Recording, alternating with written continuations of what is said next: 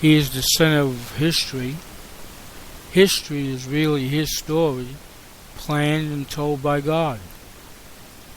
Secular history gives us dates and times and places and people. But only God can give meaning to history. His birth is the hinge on which the door of history swings. He came at the appointed time, not a moment too late, not a second too early.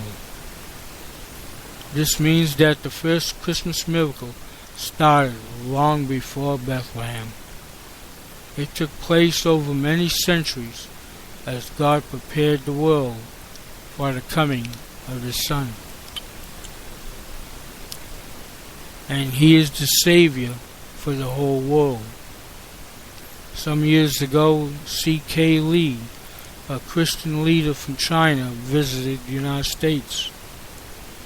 One Sunday he spoke in a church in California.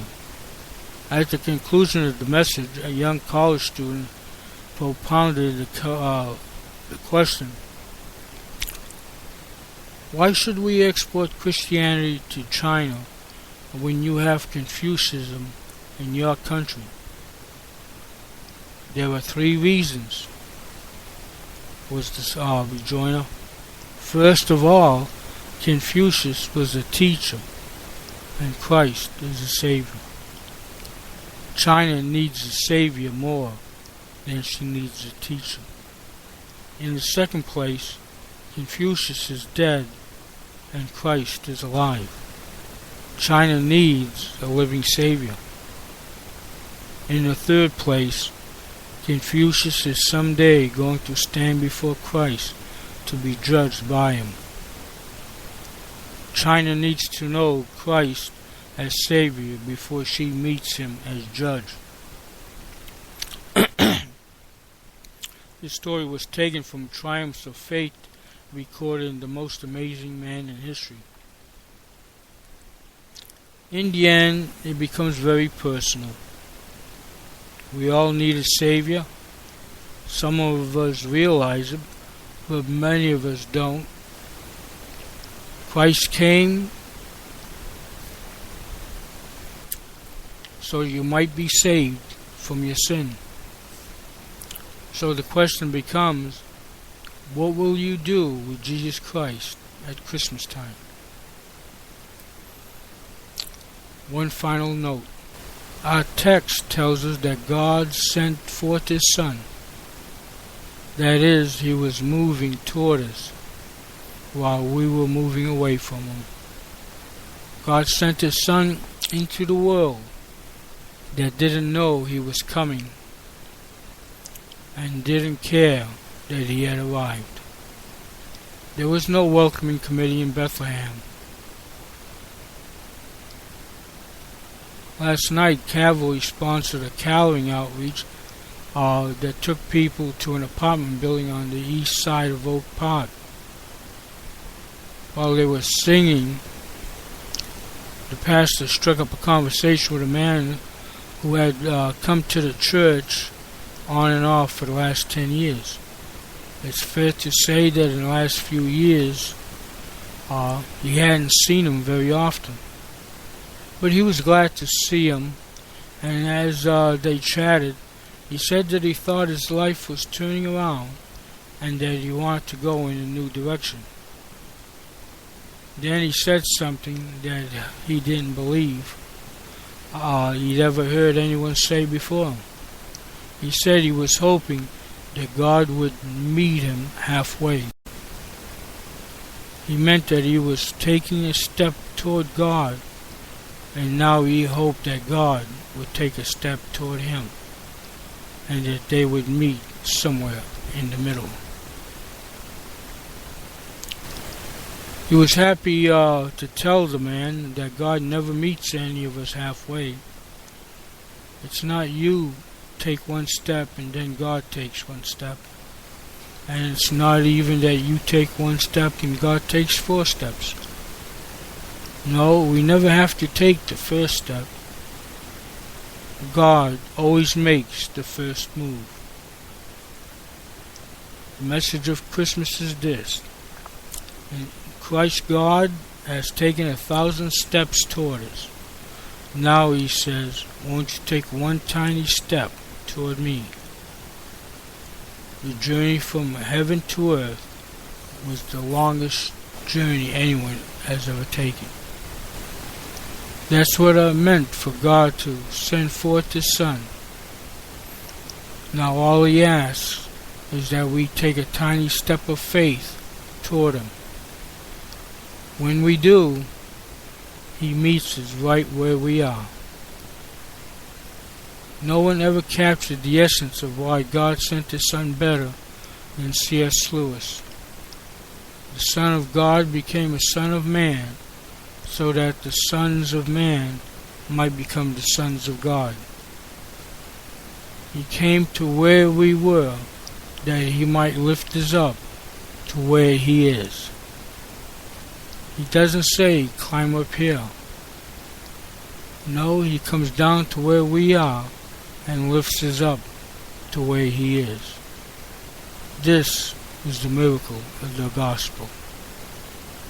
Have you ever thanked God for sending Christ to earth? Are you glad that He came? Have you ever considered where you would be if He had not come?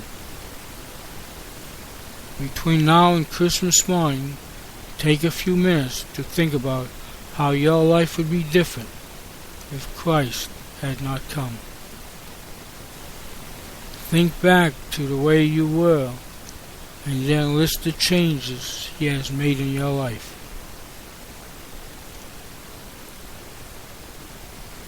In just a few days, Christmas will arrive and families will gather to open their gifts. God has a Christmas gift for you, wrapped not in bright paper and with fancy ribbons, but in swaddling clothes and lying in a manger. It is the gift of His Son. It is for you. The gift is still there. It must be personally received. You can never truly enjoy Christmas until you can look in the Father's face and tell Him you have received His Christmas gift. Have you done that? In his carol, O Little Town of Bethlehem, Phillips Brooks has a stanza that is a delight at this point. How silently the wondrous gift is given. So God imparts to human hearts the blessings of His heaven. No ear may hear His coming, but in this world of sin, where meek souls will receive Him still, the dear Christ enters in. So He does. May that be your experience this Christmas season. Well, I hope this little message has been a blessing to you. I pray that everyone has a pleasant Christmas. I will be having a special Christmas message on Christmas Eve, probably closer to 11 o'clock than the 10 o'clock hour that I have been doing. And I'm going to leave you this evening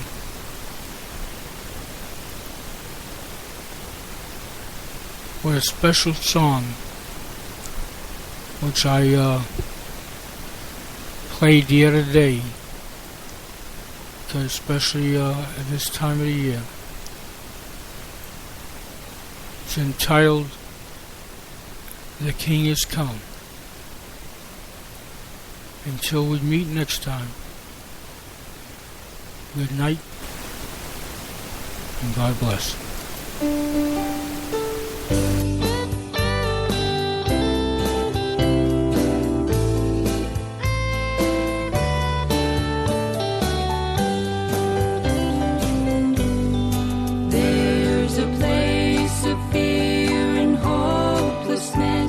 A place of endless endless dread.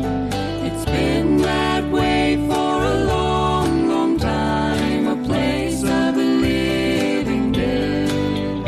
It's a place of unbreakable chains, ruled by Satan and sin. Despair replaces the young man's dreams, and it's the way it's always been. Go tell the people the King has come. Hell's gates are broken by God's dear Son. Burdens are lifted, new hope restored. Chains have been torn away through Christ the Lord.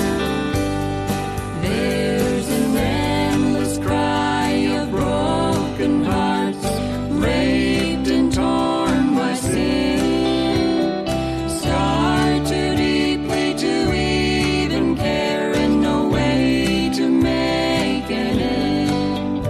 And the bitter cry of the predator, looking for a way to change, hurting the ones he loves the most.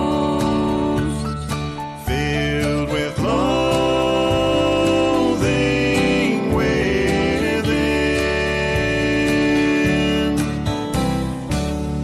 Go tell the people the King has come.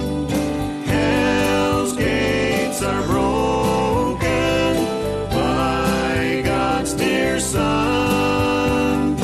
Burdens are lifted, new hope restored. Chains have been torn away through Christ the Lord. In the pain-filled night, a light is seen. A cry comes ringing through. Behold, he comes to set you free. He's paid the price for you. And the old man stands with trembling heart. Can this news be true? And the young man hears and leaps for joy. There's hope.